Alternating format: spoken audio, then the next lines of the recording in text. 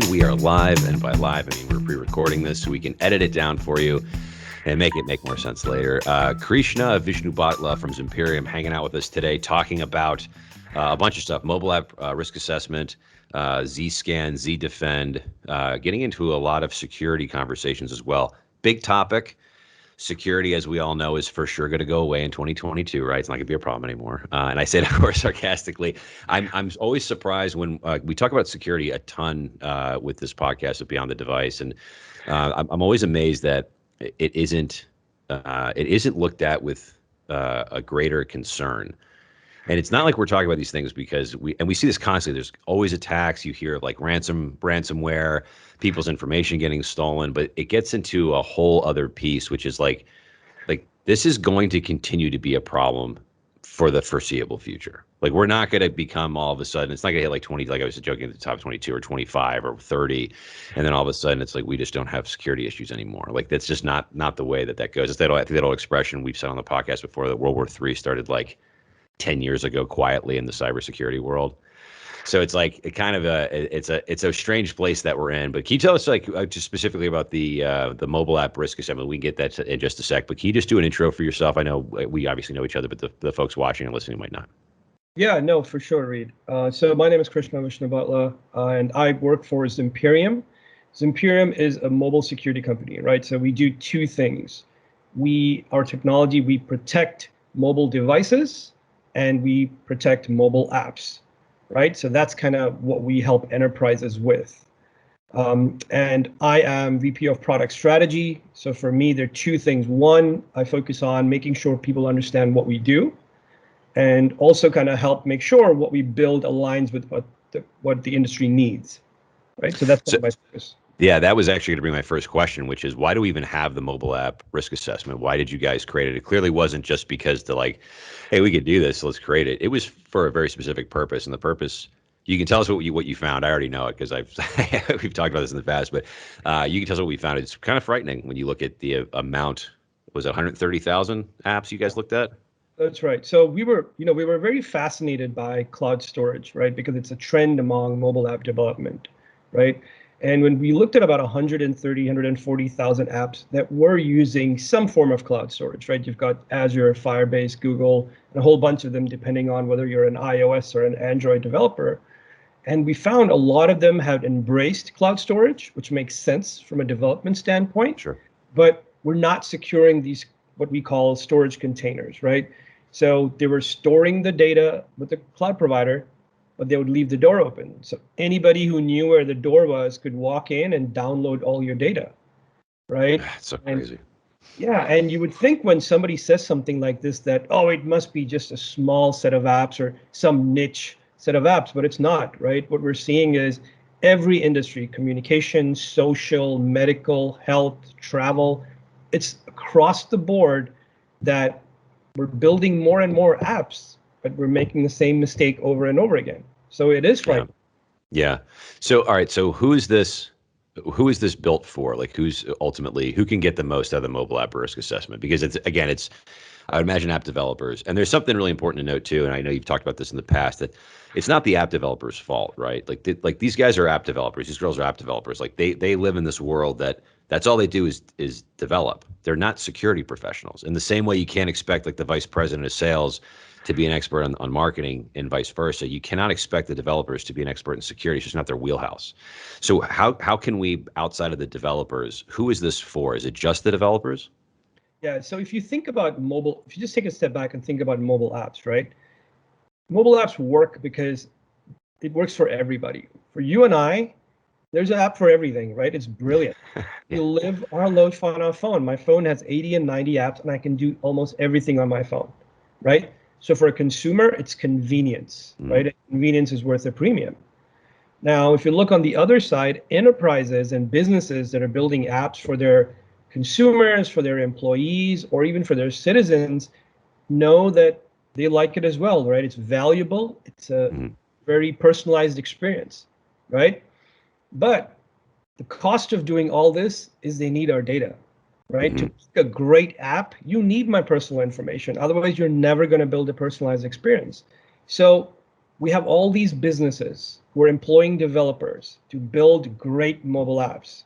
And this is really to help them make sure they build safe and secure apps, right? Because at the end of the day, we as consumers or end users want to trust these apps, right? We volunteer a lot of personal data because we derive value, and it's to help organizations fill in privacy, security, compliance type of find these issues, plug them in so the data is safe, right? So we continue to use it and they continue to thrive.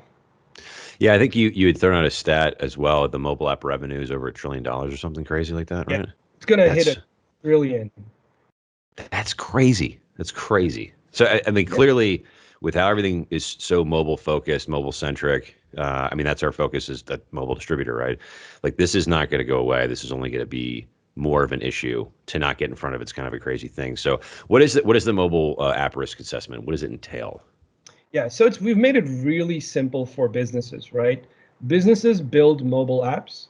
So what they're used to is, oh, I have a binary, which, whether you're in the iOS or Android world, it's an IPA or an APK. It's essentially the file, right? Their world is, I built an app, I put it on a store, and my customer downloads it, right? That's the they know. So what we come in and say is, well, tell us the app that you think could potentially have some risk. Give us the app, share the app with us. We will run it through an assessment. And whatever the findings are, we will sit down and walk through those with you, right? We'll have our mobile threat expert explain what these things are and how to remediate them. That's pretty. Yeah. Yeah, it's pretty straightforward and pretty simple. Yeah, and for those of you guys looking for information on that, you can actually reach out to us at sales@3itech.com. That's usually the closer at the end of the show. Sales@3itech. That's sales, the number 3, EYETECH.com. Happy to get you guys information on that. It could connect you to the one and only himself to talk about this directly with him. So again, we want to, this is why we do these podcasts, right? We want to help people. You only know what you know, and it's like sometimes an insurmountable mountain to try to get over, and it's like, where do you even start? Please reach out to us. We'll be happy to quarterback you to the right people and hopefully get these things solved. I also want to talk about some of this, like the state of affairs in 2020.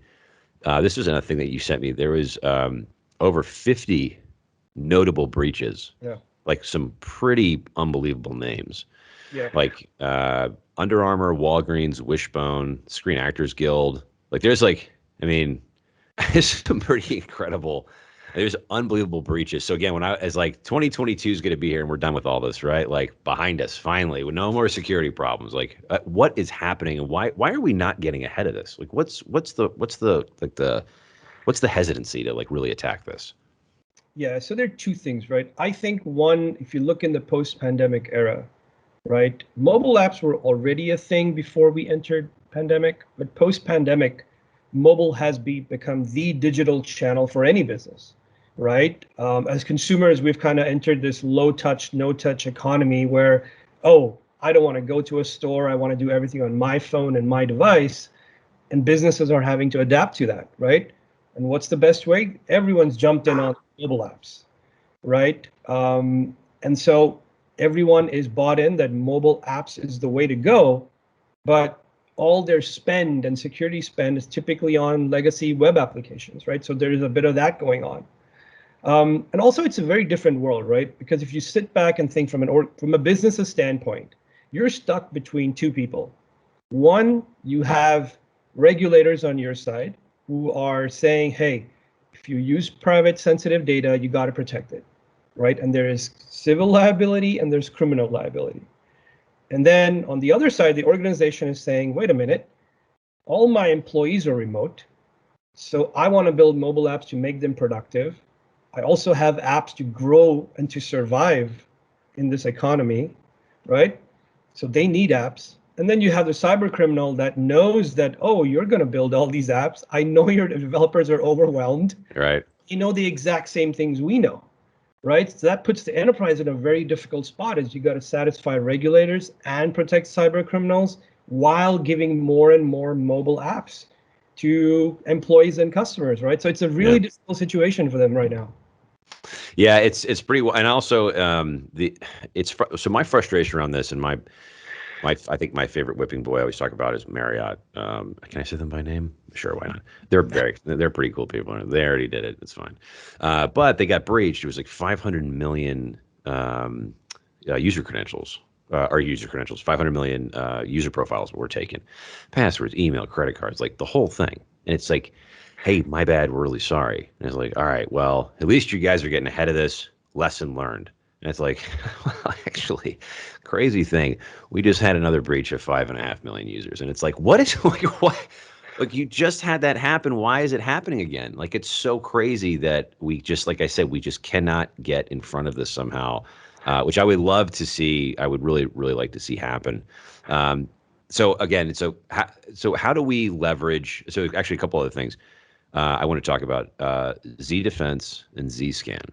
This is a pretty important thing. So, like in the case of these breaches, in the case of like leaky app data or the data security on the actual server, all these apps, it's a conduit to all this information. How do we use these things specifically to help solve these problems? Yeah, so I think it really starts by understanding where is the risk coming from, right? Somewhere from hiring developers to publishing the app, there is a life cycle in place, right? And at some point in this life cycle, we're introducing these risks, right? That's really what's going on. And what we try to do is help organizations say, okay, let's understand where the risk is coming from, right? And if you look at any mobile application lifecycle, there are two major areas, right? One is the development, right? Where you have all these developers come together and build these great apps, right? And then they post them to the stores. And then you have the end consumer kind of download it and run it on a device, right? These are two very distinct focus areas.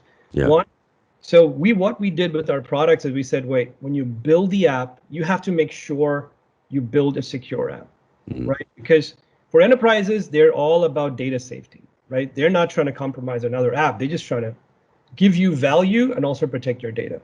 So we have a scanning solution called Zscan, right? It's a binary scanner that looks for privacy, security, and compliance issues in your app and informs not just developers, but your risk and compliance teams, your security teams, right?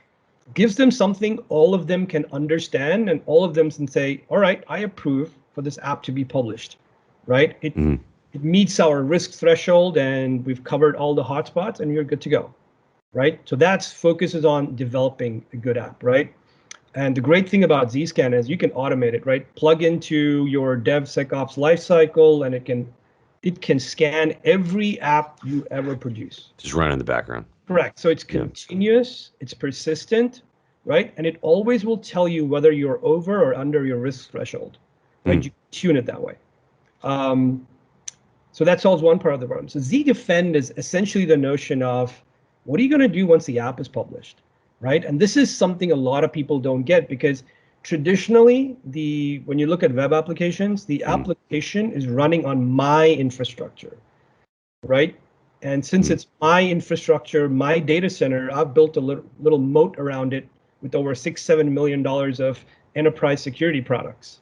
But guess what? The mobile app is running on someone's device that you have no control over, right? You have idea. It runs on a device you can't control, a network you can't control, other apps you can't control. So you literally have no control over where it lands up, right? And that's the fundamental difference with thinking about mobile app security after you've pushed it to the store, right? Yeah. To solve that problem, right, it's really two things. It's one, the app's got to be smart enough to defend itself, right?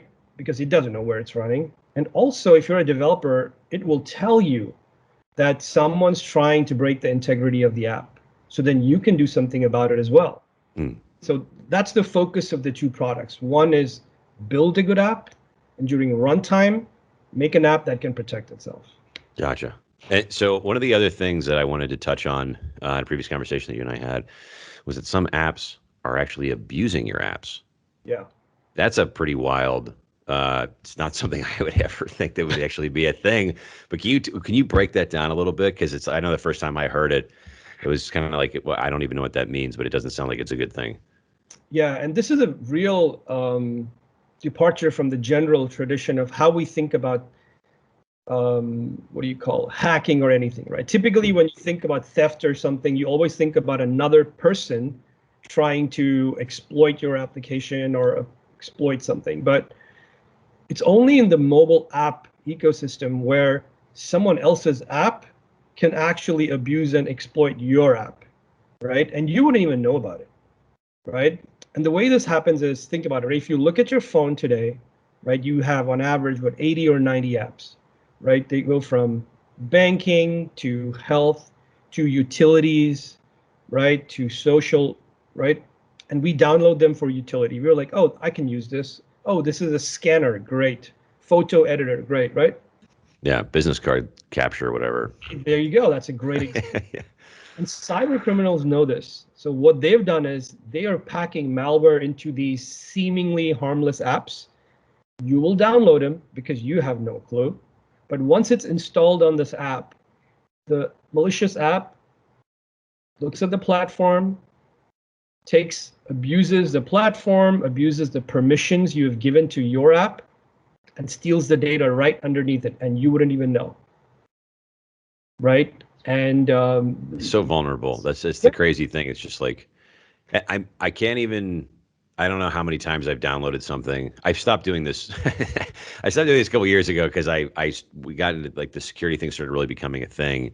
And I just realized that this is like, I won't download any apps now on my phone just because I'm very hyper aware of this. It's like, unless it's like, like Google Maps or something, it's like, I really do need this on my day to day. I kind of try to keep my phone as like app crazy free. Like, I don't download video games anymore because they've all got crazy problems. It's really wild. Like, this is such an issue.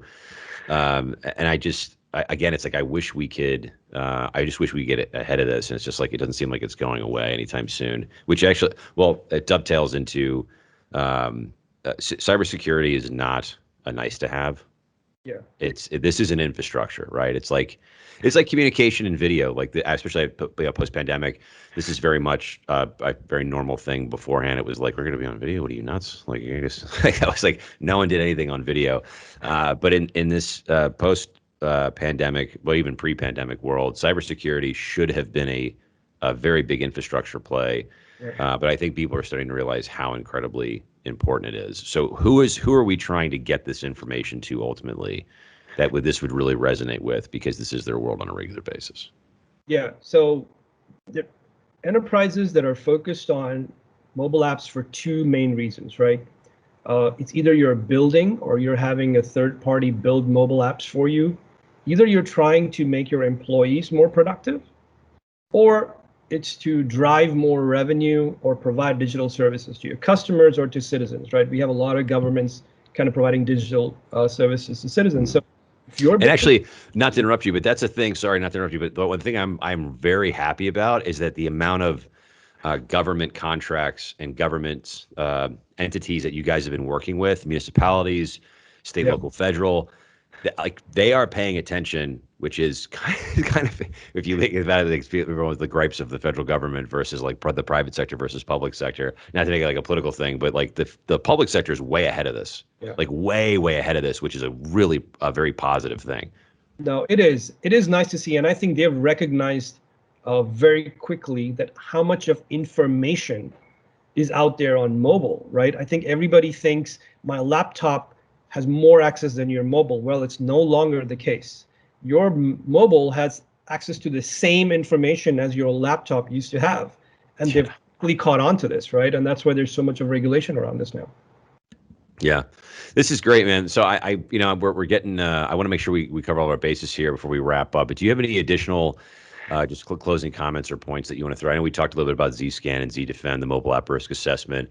I mean, there really are a lot of solutions that we can utilize through your software stack. The things that, again, Zimperium has been on the front line of this for a long, long time. So you can really help get ahead of this, especially for those organizations that are behind. Like, but is there anything you want to just add from a closing comments perspective before we wrap up? Yeah, no, my big thing to any businesses or enterprises, right, that are using mobile apps is you have to start by understanding what your risk is, right? What are you exposing with these mobile apps? right? It's a great idea. They're a huge, very powerful tool for productivity and revenue, but it all starts with understanding what information are you making available to these people, right? And making sure that you integrate security into your entire life cycle and not by point solutions, right? And we as Zimperium, we're really happy to sit down and just have a conversation, right? We're not trying to sell product, but we want enterprises to understand these risks so that they can build apps that everybody can trust. That's great. Yeah, thank you again for making time to do this. It's such an important topic, and again, it's not going to go anytime soon. So, Krishna Vishnubhotla hanging out with us again today from Zimperium. Talk about the mobile app risk assessment, Zscan, Zdefend. If you guys have an application you'd like to have it scanned, if you're a developer, if you're in the C-suite, or you're a CISO, please feel free to reach out to us. We're happy to help you guys out with this stuff. This is so incredibly important to get ahead of and not behind, not constantly be trailing. We're treating cybersecurity as a police action where we have to wait something to happen, wait for it to happen before we actually take some type of an action against it. So again, thank you so much for joining us today, and thank you guys for listening or watching, whichever one you're doing. Be sure to check us out for another episode of Beyond the Device. Click like and subscribe. Thank you guys for tuning in. We'll see you on the internet for the next episode. Thanks, guys.